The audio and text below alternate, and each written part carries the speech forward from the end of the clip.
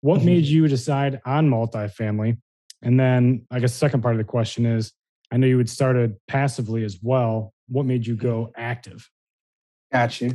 So I started like wholesaling. I did like a few deals doing that, and mainly like my transition to multifamily was with a small multifamily, so a duplex. And just the game changer for me was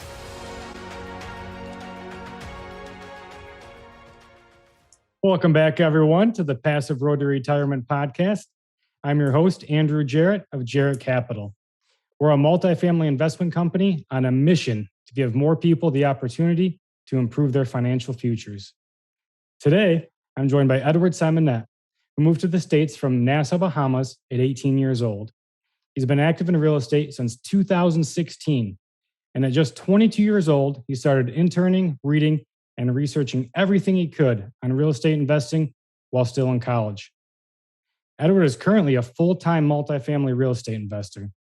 In 2017, he started his first holding company, Blue Marlin Equity Group, and purchased his first duplex and 4-unit. In 2018, he purchased a 32 and 75-unit apartment as a passive partner, and in 2019, he purchased a 36-unit as a sponsor and successfully refinanced the property in 2021. He was able to increase the value from $400,000 to $1.5 million, increasing the property's value by $1.1 million in just 2 years. Recently, he just purchased a 48-unit B-class apartment complex, bringing his holdings to 90 units in the Birmingham, Alabama area. He also owns a property management company, and at just 27 years old, has successfully closed on 9 real estate transactions. Eddie, welcome to the show. Thank you so much, Andrew. Thanks for having me. I really appreciate it. Definitely great to have you on.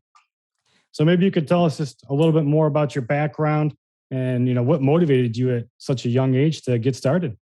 Yeah, absolutely. So originally I'm from Nassau, Bahamas. So if folks aren't familiar, it's in the Caribbean. It's about a 30-minute plane ride from Miami. And, just growing up, my dad, he owned a real estate company, but it was more on the land side. Okay. And then also some sales. My mom's side of the family, they owned some rental property. So as a kid, I was always kind of, looking at the real estate industry as a possible avenue I could get into it in the future. I was always kind of business oriented. So if I wasn't going to be like the next LeBron James, I knew I wanted to, own a business. So, fast forward, I moved to the States at 18 to play tennis, ended up getting a scholarship to play collegiate tennis, D2. That's how I ended up in the state of Alabama. But basically, as far as like how I got into it, that's kind of like what drives me to get into real estate. And then also in college, my junior and my senior year, it was like a real estate, those weekend 2-3 day events that they had, it was free. I went to that, and then that's when I kind of put the pieces together because I was studying accounting in school. And like you can just kind of tell from like my voice right now and like my energy, like I did not see myself being an accountant like for the next 20 to 30 years. Like I'm one of those guys. I got to be out there in the field. I got to be moving around. So naturally, like once I saw like what the real estate industry was and how I can possibly get in, I just fell in love with it. That's awesome. Yeah, kind of similar stories. I started out younger as well. So it's great industry. And I guess so you started in real estate. Your father had a company. So you just did you learn from him a little bit as well? Or did you just, what made you realize, I guess, real estate is just where it's at? Yeah, so I mean, definitely I would say, just growing up and seeing the flexibility he had with his time, that kind of got me interested, but I didn't really, wasn't like the mom, the dad and son type, business thing. It wasn't really like that. What really got me into it was, just actually going to that conference and like hearing the success stories of the people, that attended, that was able to buy their first rental property and fix and flip. And they were talking about getting into these properties with little to no money down. So someone like me in college, I didn't really have any money. So I was like, okay, well, this may be a good option for me to, just get into the industry. Because, I think a lot of people, when they think about real estate, they automatically assume you have to have hundreds and thousands of dollars in a bank account to get started. So Right. that kind of like that conference made me understand that, you can get in, you just have to use your head and, be creative. Mm-hmm. The concept of OPM, right? Yes, absolutely. Yes. So Eddie, I'd love to hear about this 48 unit deal you just did. Maybe you can tell us how you found it, how you financed it, and just all the details you can for our listeners. Yeah, absolutely. So this deal, I found the same way that I found like the last few deals I've done, just off market, direct to seller. Just to give some, context, I only focus on the Birmingham, Alabama metro area. And I just went the approach of investing where I live. So that's kind of like the approach I took. And basically, I've looked at over 500 apartment complexes in the area, man. So that's kind of like how I started out. I didn't really have like this complicated system. It was just me, just going on Google Maps, identifying a zip code I like, and then just starting to like get a route together and start to drive the properties. And then, that's kind of like how I did it. And, over the span of from 2017 to now, I've looked at like 500 plus apartments easy. So just from doing that, my first few years, I was able to compile this large database. So now it's just like revisiting that database, following up with potential sellers. And that's actually how I got this deal. So, I had them in my database. I sent them some mailers, never got a response. So I was like, you know what? Well, let me take the time to actually try to get on a phone call with them, right? So I looked at, I just Googled the name of the apartment complex. I was able to find the number for the property manager. And I just reached out to him, and I just was like, hey, I'm interested in this property. Is there any way you can get me in touch with the owner? And literally that's how I got in touch with them.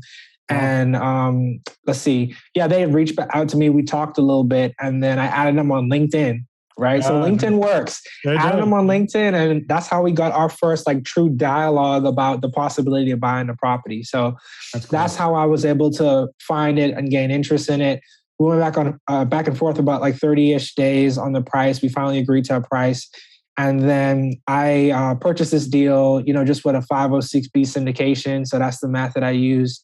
And as far as financing, because we got the deal at such a great price, man, like about 1% like cap rate lower, higher than what we bought it, that would have the market would have done. So basically the market cap in that area was 6.1 and we bought the property around like 7.04. So we went in, having like that spread, and we still did a reversion cap at the end, just to make sure that we were underwriting conservatively.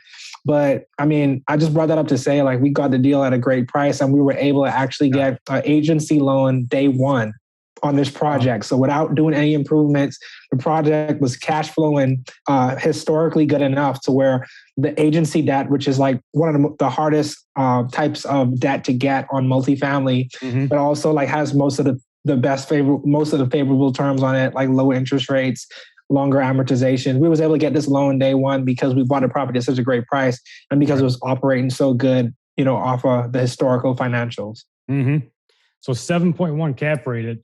This is October of 2021. It's pretty unheard of right now.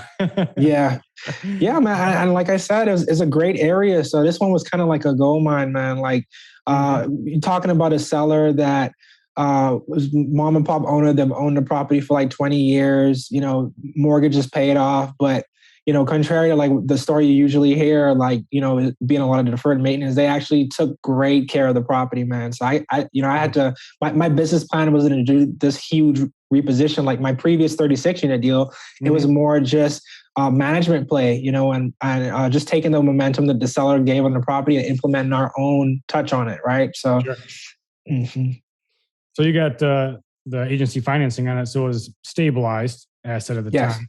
Maybe you could just kind of tell the listeners what a stabilized asset means, and that's why you got the loan you did. Yes.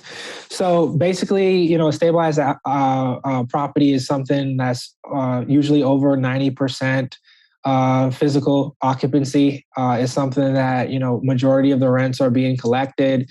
Is not a large amount of bad debt on the property, and has been doing this for the past year to 2 years, right?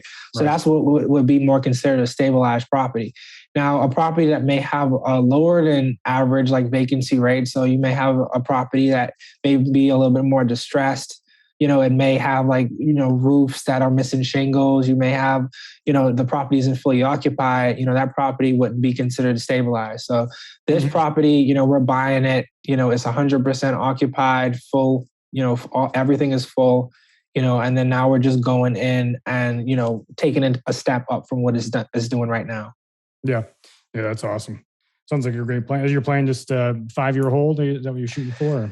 So this one is a 7-year hold. 7 years? Yeah. So as far as like our renovation plans, we're going to do some small exterior improvements to the property. So like new signage, repainting the parking lot, doing some water conservation. So going to replace the toilets with like low flow toilets, shower heads and aerators.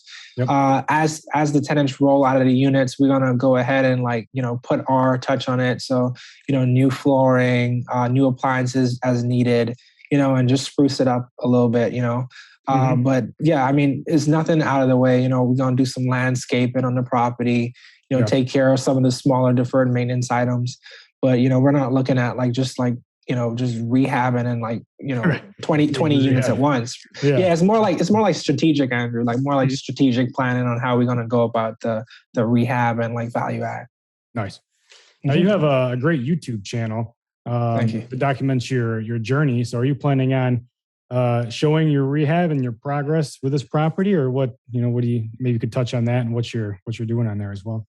Oh yeah, absolutely. So man, you just took the words out of my mouth, man. I haven't even gotten into the business plan yet, and I've already taken videos and everything like that. So to anyone listening, you can just check on my YouTube channel. I just like to document my progress from start to finish. So I'll definitely be doing it on this deal.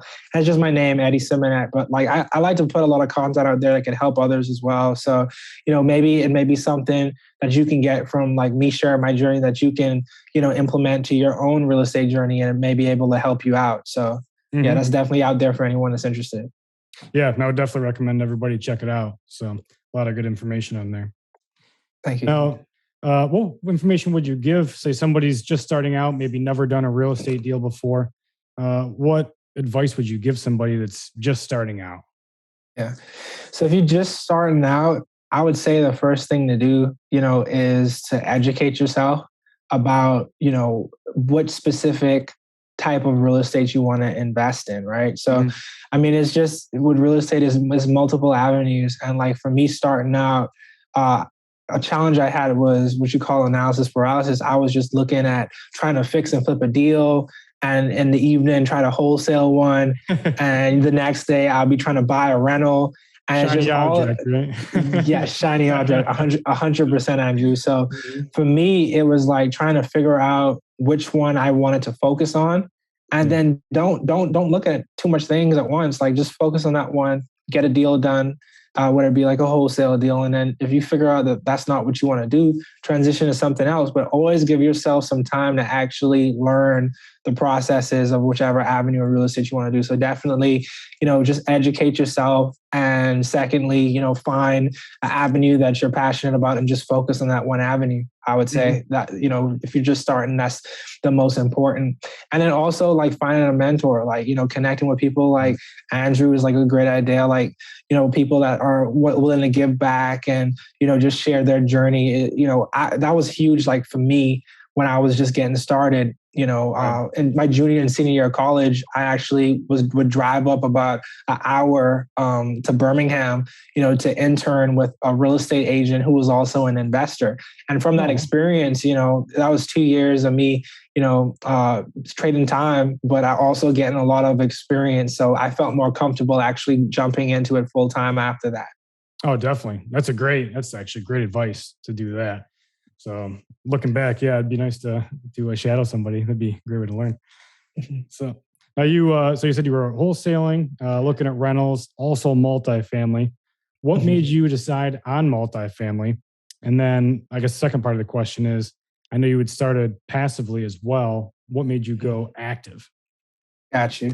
So I started like wholesaling. I did like a few deals doing that. And mainly like my transition to multifamily was with a small multifamily, so a duplex. And just the game changer for me was on that wholesale deal, the first one I did, I didn't really do it the way they teach you. They say, you find your buyer first and then you find the deal. Mm-hmm. I just wanted to get a real estate deal done. So I was just like, you know what, let me just find a deal. I'll figure everything else out. Yeah. So I ended up getting this property under contract that's just way overpriced.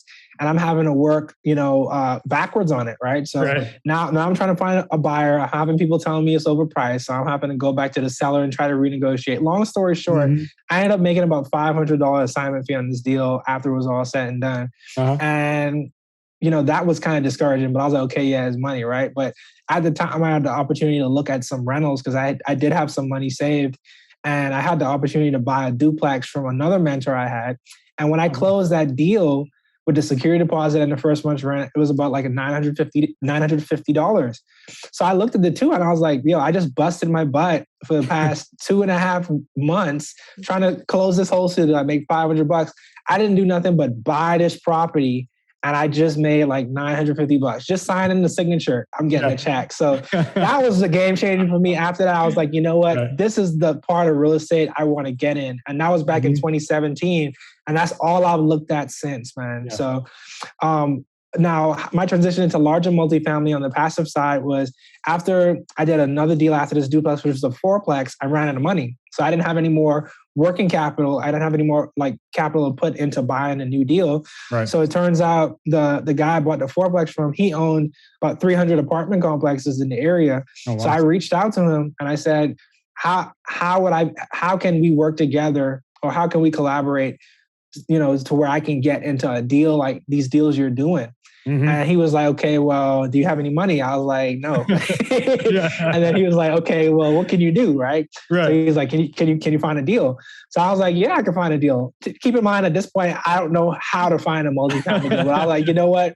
The opportunity's out there. I'll figure it out. Yep. So literally the next like 3 months, all I did like from like dusk to dawn, like I literally just was driving properties, looking at properties, taking down addresses, reaching out to owners. And I did that until I found a 32-unit deal.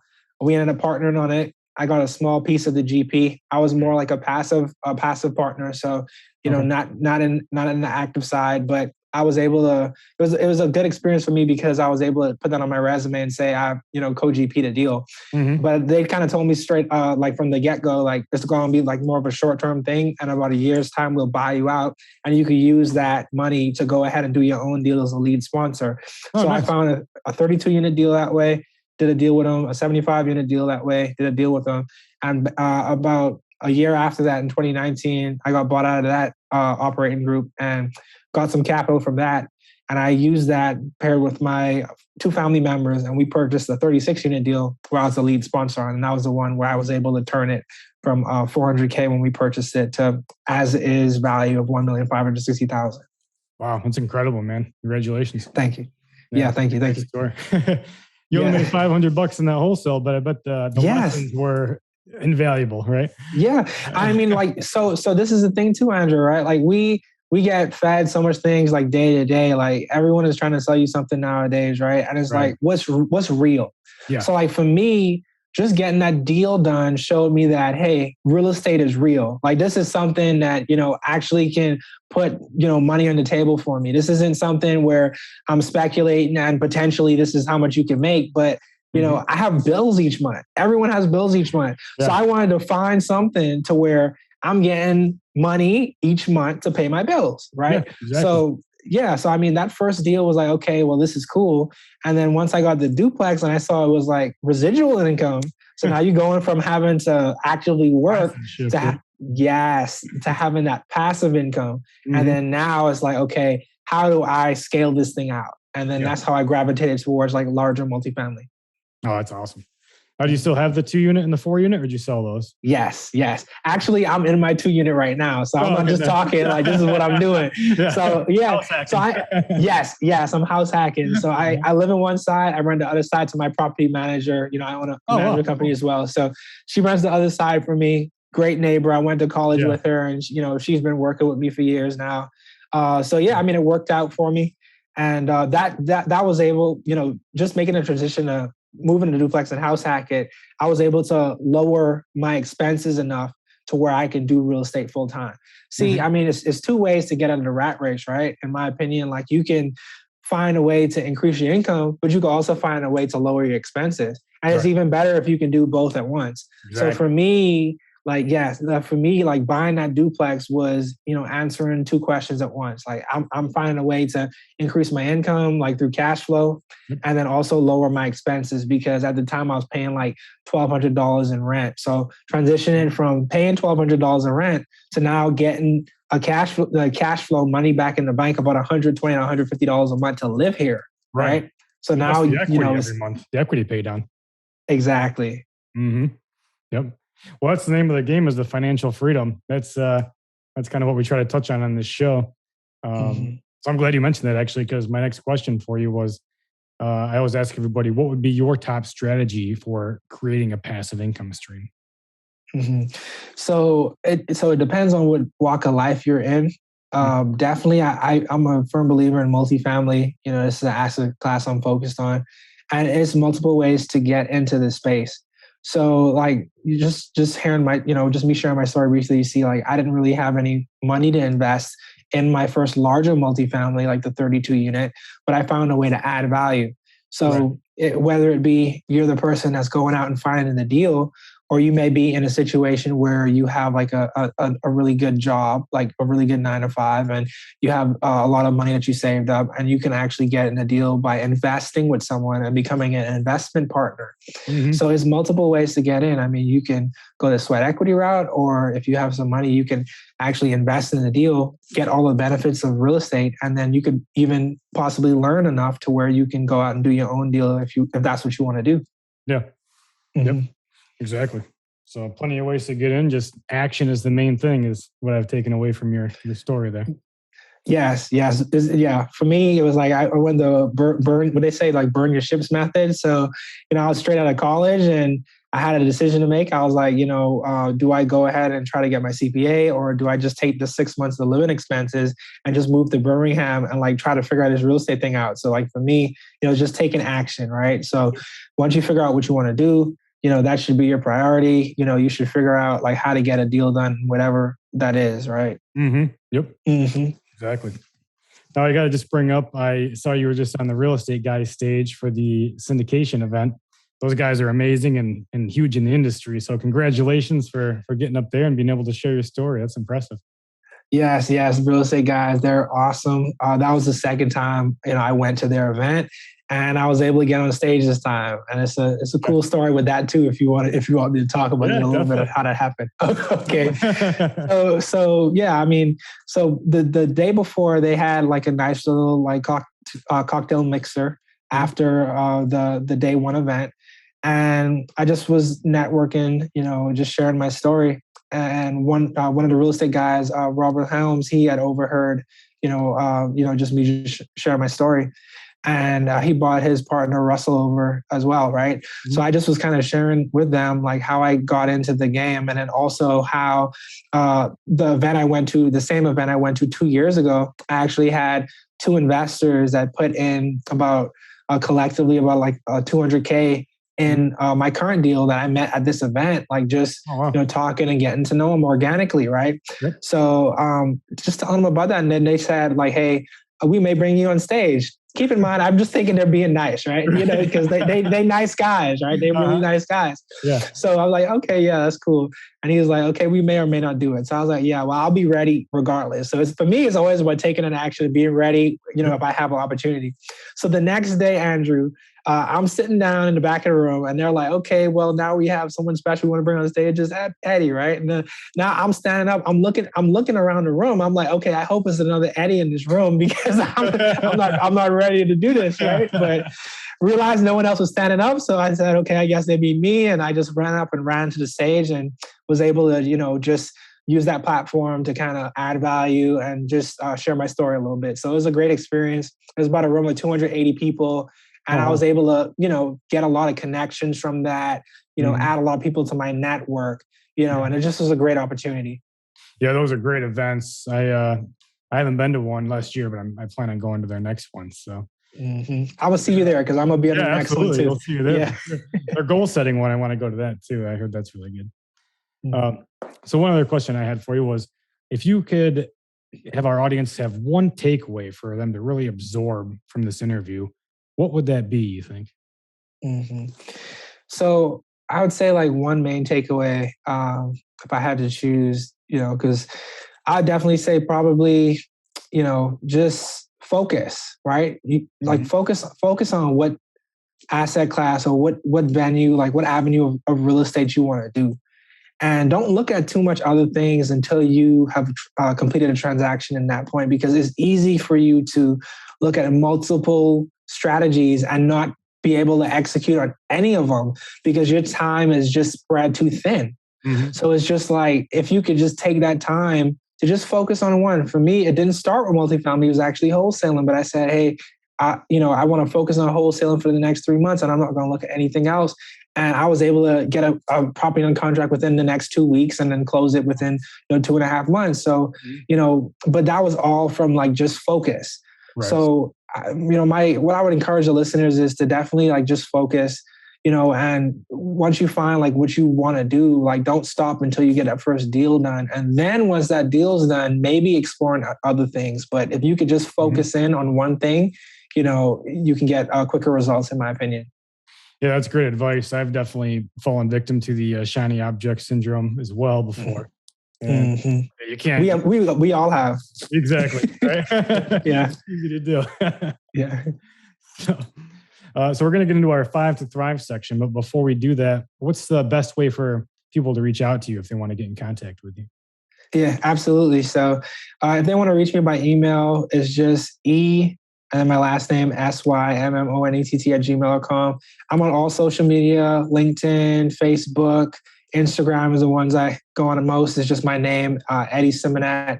And then also I have a YouTube channel with that same name, Eddie Symmonett, where I have a lot of content. So definitely check those out. Great. We'll put the links in the show notes as well so people can find those. Okay. Thank you. Yeah. So now we're getting to our 5 to Thrive. So this is basically just a word association game. So I'm going to just rapid fire 5 words or phrases.